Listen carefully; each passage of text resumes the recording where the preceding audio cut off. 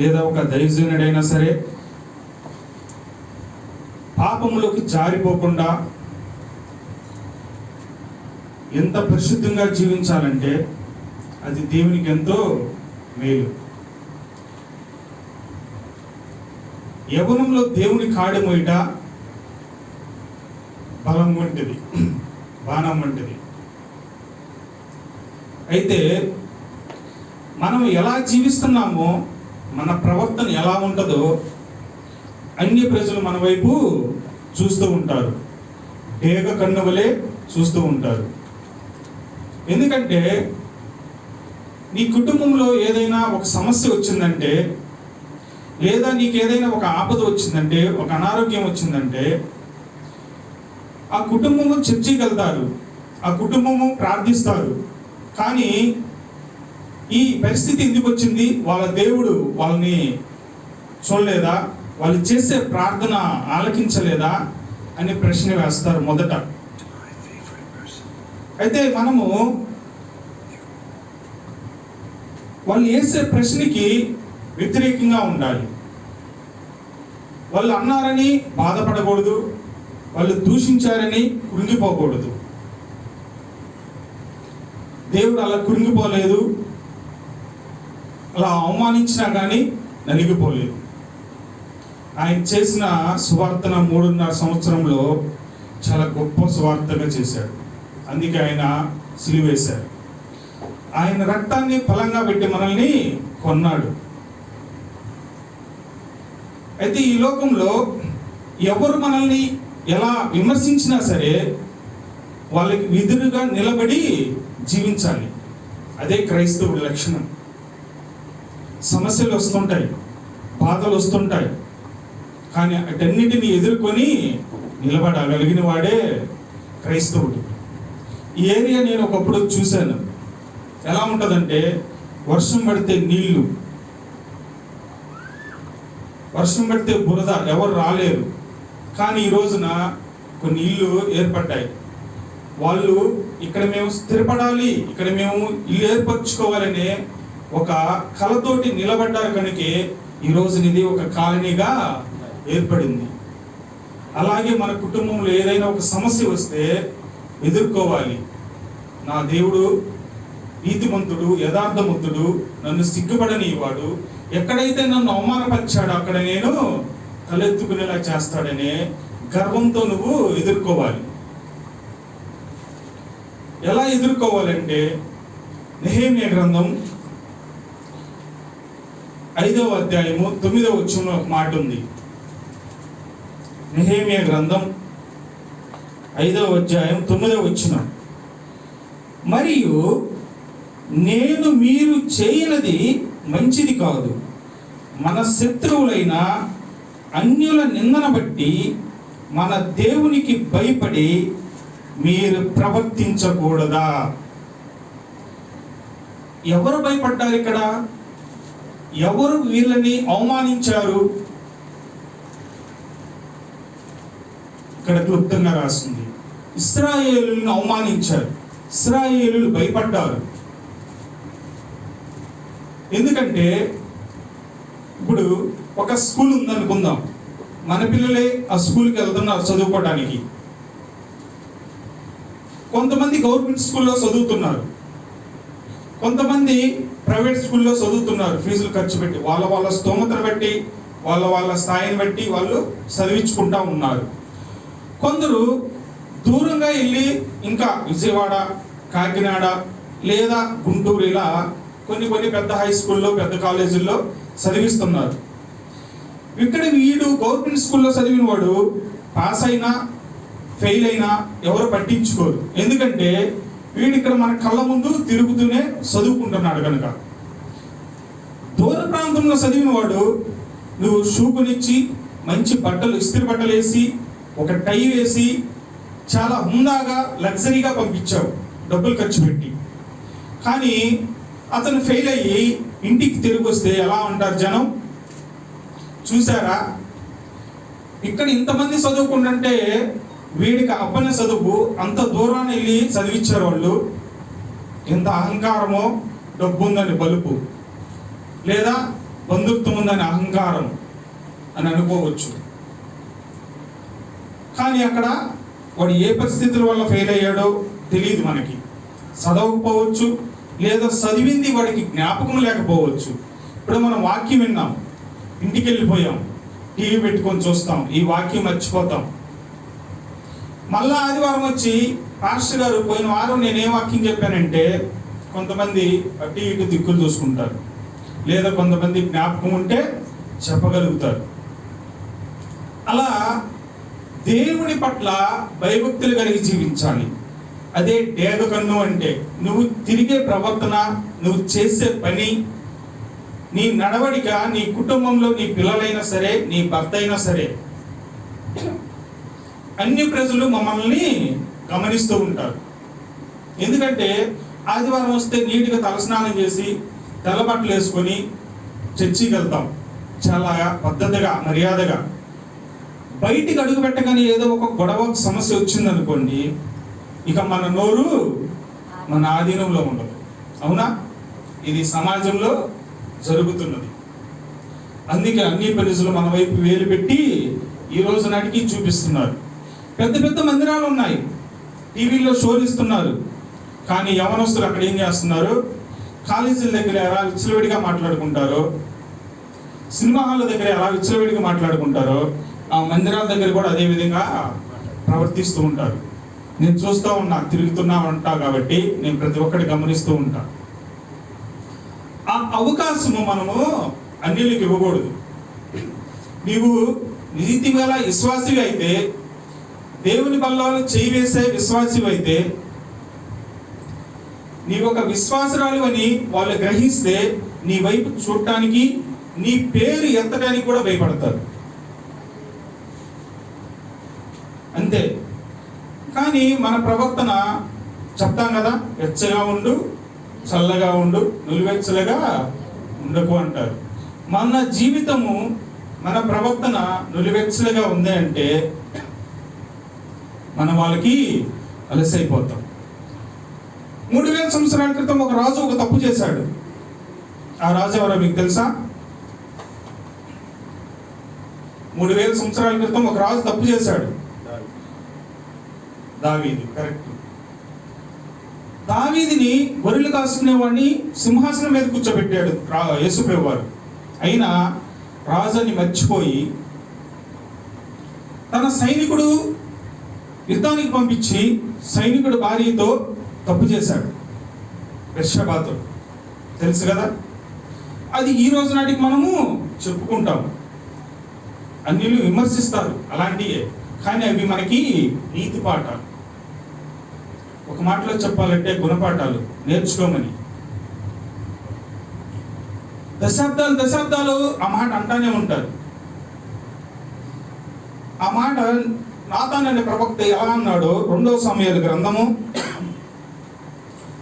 12వ అధ్యాయము 14-15 వచనాలు చదువుకుందాం. 2వ సమూయేలు గ్రంథము 12వ అధ్యాయము. ఈ కార్యము వలన యెహోవాను దూషించుటకు ఆయన శత్రువులకు నీవు గొప్ప హేతువు కలుగజేసిదివి. యెహోవాను దూషించుటకు ఆయన శత్రువులకు నీవు గొప్ప హేతువు కలుగజేసిదివి కనుక, నీకు పుట్టిన బిడ్డ నిశ్చయముగా చచ్చునని దావీదుతో చెప్పి తన ఇంటికి వెళ్ళెను. ఎవరు చెప్పారు ఈ మాట? నాతాన్ అనే ప్రవక్త దావీదుతో చెప్పాడు. ఎందుకు చెప్పాడు? నీవు తప్పు చేశావు, కానీ ఇది నీకు అవమానకరం కాదు. నిన్ను ఏ దేవుడైతే సింహాసనం మీద కూర్చోబెట్టాడో ఆయనకు అవమానకరం ఇది. అదే చెప్తున్నాడు. మనము తప్పు చేస్తే మనము తలదించుకోవాలి ఇక్కడ, కానీ అన్నిలు అవమానించేది ఎవరిని? మనము రక్తం చిందించి మనల్ని ప్రేమించిన దేవుడిని. ఆయనకు అవమానకరం ఇది, మనకి కాదు. మహా అంటే నువ్వు తప్పు ఒకరోజు చేస్తావు, ఒక వారం చేస్తావు, లేదా ఒక నెల చేస్తావు, కానీ ఆ తప్పు నీ కుటుంబం అన్యులు జీవితాంతం ఏదైతే చూపిస్తారు నీ కుటుంబానికి. ఇక్కడ అదే చేస్తున్నాడు నాతాన్ అనే ప్రవక్త. చూడండి, ఎన్ని సంవత్సరాలైనా సరే ఆ మచ్చ చెరిగిపోదు, అలాగనే వస్తుంది. అందుకే మనం బైబిల్ పట్టుకొని రాగానే సరికాదు. వాక్యం చెప్పే నేనైనా సరే, వినే మీరైనా, మన నడవడిక ఎలా ఉండాలంటే చాలా యథార్థంగా, నీతిగా ఉండాలి. అబద్ధాలు ఆడతాం కొన్ని సమయాల్లో, అది తప్పనిసరి. కానీ దాన్ని సరిచేసుకునే అవకాశం కూడా మనకి ఇస్తాడు దేవుడు. నేను ఎందుకు ఈ పరిస్థితుల్లో అబద్ధం ఆడానయ్యా, తప్పనిసరి ఆడవలసి వచ్చింది. దాన్ని నువ్వు మళ్ళా యథార్థంగా ఇక్కడ సాక్ష్యం చెప్పేటప్పుడు ఒప్పుకోవాలి. నేను ఒకసారి వివాహం కాకముందు మందు తాగేది, నాకు అలవాటు ఉంది.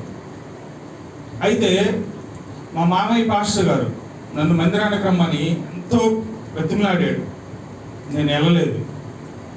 వివాహం అయిన తర్వాత నాకు ఒక కుమారుడు, తర్వాత మందిరానికి వెళ్ళడం మొదలుపెట్టాను, బాప్తీసం తీసుకున్న ఎమ్మడే. అయితే అప్పుడు వేరే చోట గంగారంలో ఒక కాంట్రాక్టర్ దగ్గర ఉంటే, ఇంటి దగ్గర ఈ అమ్మాయి నొప్పులు వచ్చినాయి. నైట్ 9 అయింది. ఫోన్ 10 సార్లు చేసింది, ఫోన్ తీయలా. ఎందుకు? నేనేం దేంట్లో ఉన్నాను, నా ఆనందంలో మునిగిపోయి ఉన్నాను. అక్కడ తను నిండి గర్భిణిని మర్చిపోయాను. ఫోన్ ఎందుకు చేస్తుంది కూడా పట్టించుకోలేదు. నా ఆనందంలో మునిగిపోయి ఉన్నాను. తర్వాత బండి స్టార్ట్ చేసుకొని వచ్చేటప్పుడు, ఎందుకు ఇన్నిసార్లు ఫోన్ చేసావని కోప్పడితే ఏడిసింది. పక్కన ఒక ఆమె తీసుకొని చెల్లెలయ్యింది, అన్న ఇలా జరిగింది అని అంటే, జరిగింది, అంబులెన్స్ పిలిపించుకోండి అని అన్నా. 9 నెలలు నా దగ్గరే పెట్టుకున్నా, వాళ్ళ అమ్మాళ్ళ ఇంటికి కూడా పంపించలా, అంత ప్రేమగానే చూసుకున్నా. మళ్ళీ దాంట్లో కొదువు లేదు. అంతేగాని ఆ ప్రసవ వేదనలో నన్ను సాతానలా తీసుకెళ్ళాడు. నేను ఎవరికి తలంచాను? సాతానికి తలంచాను. అప్పుడు పిలిపించుకోమంటే ఫోన్ పెట్టేశారు. మళ్ళా 1 కిలోమీటర్ వచ్చి ఏం మాట్లాడాను నేనని వాటర్ బాటిల్ తీసుకొని మొహం కడుక్కొని తర్వాత మళ్ళా ఫోన్ చేశాను. ఏంటి ఏమైంది అని అంటే, ఇలా జరిగిందంటే, అప్పుడు నేను అంబులెన్స్ ఫోన్ చేసిందా వాళ్ళు చేయలేదు. అంబులెన్స్ వచ్చాక నేను ఇంటికి వచ్చేసేసాను అంత ఫాస్ట్గా. ఆ రోజు గవర్నమెంట్ హాస్పిటల్ తీసుకొచ్చి డెలివరీ అయితే ఆ రోజు వదిలిపెట్టింది, మళ్ళీ ఈ రోజుకి నేను దాని జోలికి వెళ్ళలేదు. అప్పుడు మళ్ళా చర్చికి వెళ్ళలేదు. తర్వాత బిడ్డ పుట్టిన తర్వాత సంవత్సరానికి నేను చర్చిలో అడుగుపెట్టింది. 15 సంవత్సరాలు. ఈ 15 సంవత్సరాలు ఆ వాసన వచ్చినా నాకు తలనొప్పి వస్తుంది. ఎవరైనా సిగరెట్ తాగినా నాకు ఆ తలనొప్పి వస్తుంది, ఆ వాసన తగిలితేనే. ఈరోజు నేను చర్చికి వెళ్తున్నా అంటే చుట్టుపక్కల మా ఊర్లో అందరూ ఆశ్చర్యపోయేవాళ్ళే. 10 మందికి చెప్పాలన్నా ఏదైనా చేయాలన్నా పిలుచుకెళ్తారు, మాట్లాడతారు. ఒక చెడ్డవాడు మంచివాడిగా మారితే అంత గౌరవం ఉంటుంది, అంత విలువ ఉంటుంది మనిషికి. కానీ దాన్ని నిలబెట్టుకోవాలంటే ఇంకా తాపత్రయపడాలి. నీ జీవితం మొత్తం అక్కడి నుంచి మొదలైంది. ఇంకా చిక్కుముళ్ళు ముళ్ళ పొదల్లో నడిచినలాగా ఉంటుంది నీ జీవితం. మందిరానికి వస్తే మన జీవితం కూడా అలానే ఉంటుంది. ఏదైనా నలుగురిలో ఒక మాట ఇస్తే ఆ మాట తప్పాలి అంటే నలుగురిలో ఇచ్చిన మాట అనే ఆలోచన రావాలి. నువ్వు బల్లలో చేస్తున్నావు అంటే, ఆయన రొట్టె ద్రాక్షరస రక్తం తీసుకుంటున్నావు అంటే, నలుగురు మళ్ళా నేను బయటికి వెళ్ళిన తర్వాత నన్ను ఏమన్నా అనుకుంటారేమో అని ఆలోచన రావాలి క్రైస్తవులుగా మనకి. అందుకే నాతాను ఒక రాజైన దావీదుకి ఆ మాట వినిపిస్తున్నాడు. మళ్ళా లోతు కూతురు 2 సార్లు తప్పు చేశారు, కానీ దశాబ్దాలుగా చెప్పుకుంటున్నారు, మనల్ని విమర్శిస్తున్నారు. మీ బైబిల్లో తండ్రితో తప్పు చేసిన వాళ్ళు లేరా అని ఉన్నారు, కానీ అది మనకి ఒక గుణపాఠం. మనం దాన్ని ఎత్తి చూపకూడదు. వాళ్ళు ఎత్తి చూపిన దానికి సమాధానం చెప్పాలా. అదే ఒక విశ్వాసిగా నువ్వు చేయాల్సిన పని. అందుకే ఏమన్నాడు? ఆశ్చర్యకరుడు, అద్భుతకరుడు, ఆలోచనకర్త, బలవంతుడైన దేవుడు. ఆ బలము మనకిచ్చాడు ఆయన రక్తం ధారపోసి. అది మనం నిలబెట్టుకోవాలి. ఫినెహస్ అనే ఒక వ్యక్తి ఉన్నాడు, మీరు విన్నారో లేదో, సంఖ్యాకాండంలో ఉంటాడు. బిన్యామీలు ఇశ్రాయేలీలు ఇద్దరు కలిసి తప్పు చేస్తుంటే, కొబ్జీ అనే అమ్మాయి ఒక వ్యక్తి తప్పు చేస్తుంటే బల్యంతో వెళ్ళి విడిచాడు, చంపేశాడు. అదే మన లోకంలో చంపితే అరెస్ట్ అంటాం.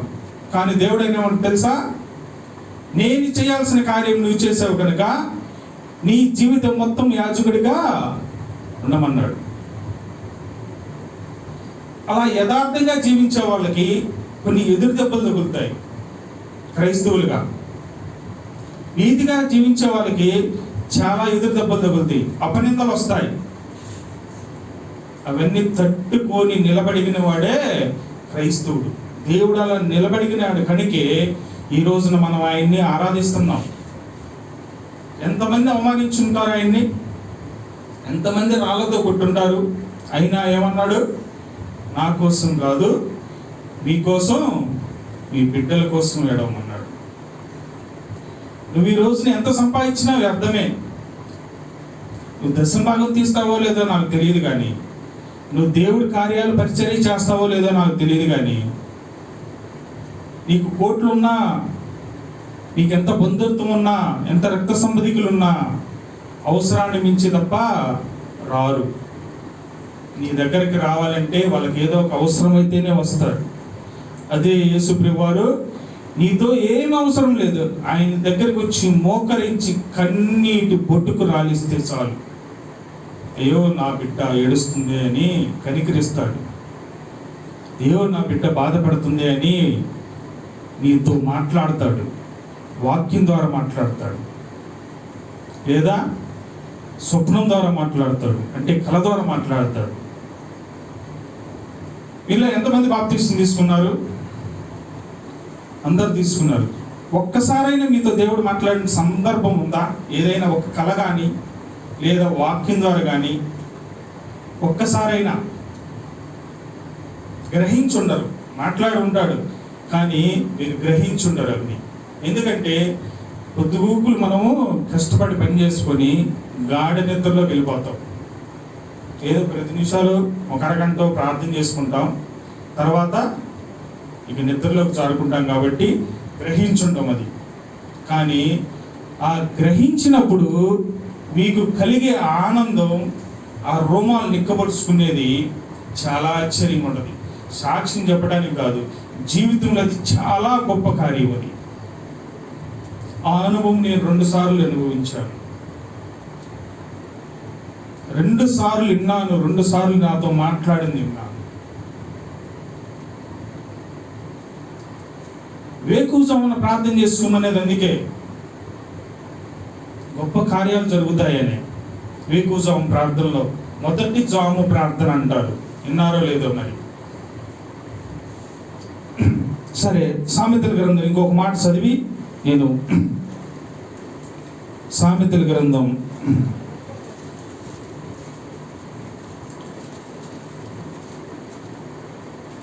16:29.